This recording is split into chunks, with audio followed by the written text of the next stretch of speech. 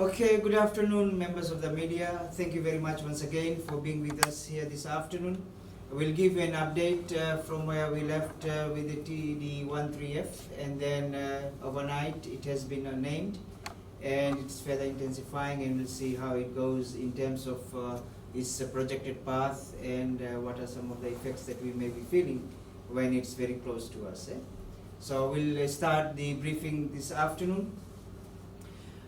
The TD13F intensified into a tropical cyclone, category 1 tropical cyclone last night, and it is named Tropical Cyclone Keni. It is moving east-southeastwards at about 17 kilometers per hour and expected to approach Fiji group from the west by tomorrow afternoon and traverse through the southwest parts of the country tomorrow afternoon or in the tomorrow evening. It is further intensifying, and within next few hours it will be upgraded to a category 2 tropical cyclone. As it moves over the open waters, it has also a potential to further intensify. However, by the time it approaches and moves to the south of the group, then it will still attain a category 2 status. Okay, on its projected path, TC Keni is expected to enter Fiji waters early tomorrow morning and moving eastwards to lie about 400 kilometers west of Nandi at 3 a.m. tomorrow. And by 3 p.m. tomorrow afternoon, it is expected to be located about 120 kilometers west of Nandi. It is going to continue to move southeastwards, and it will be expected to be lying about 110 kilometers west-southwest of Onelau at 3 a.m. on early Wednesday morning.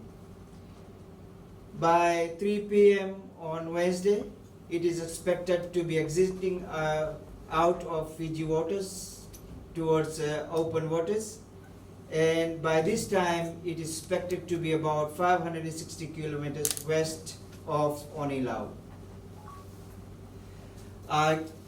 With the approach of the tropical cyclone Keni, a storm warning is in force for the southwest Viti level, and as it approaches, it comes closer, the warning areas will be expanded to other areas such as whole of Viti level, Lau Lomai Viti, Kandavu and nearby smaller islands, and the southern Lau group.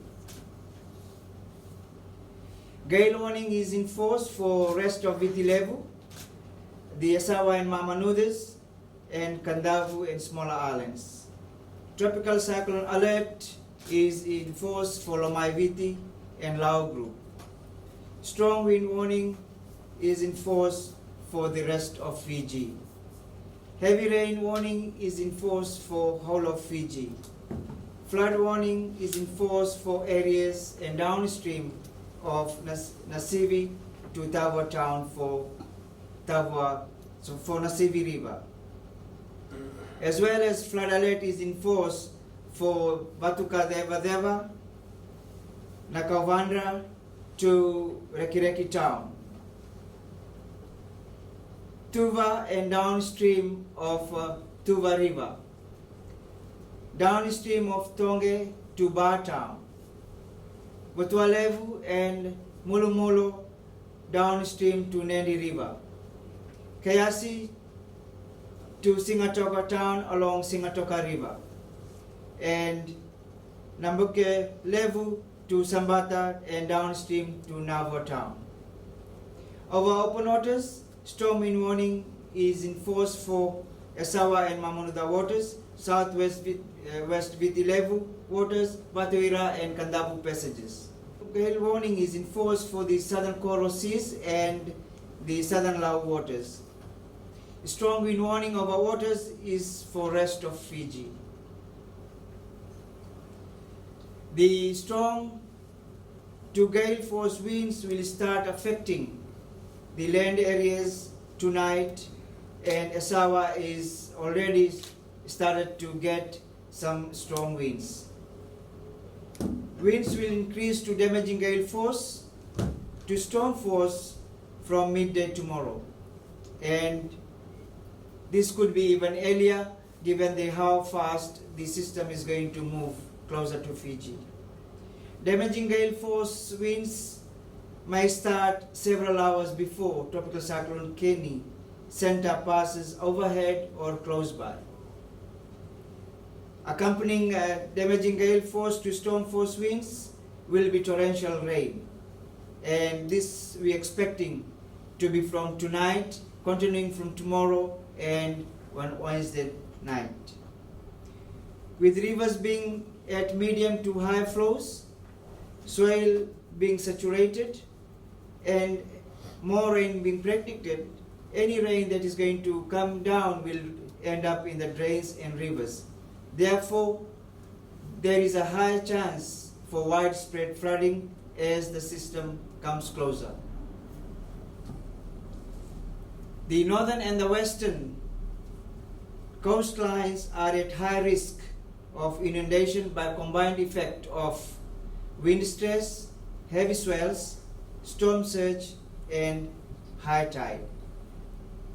The damaging gale and storm force winds can cause damages to well-framed houses, roofs can be blown away, trees can be uprooted and the branches can be broken, severely damage weak structures, completely destroy shallow-rooted crops, cause loose objects to fly, damage electricity lines and poles, as well as damage water and road infrastructure.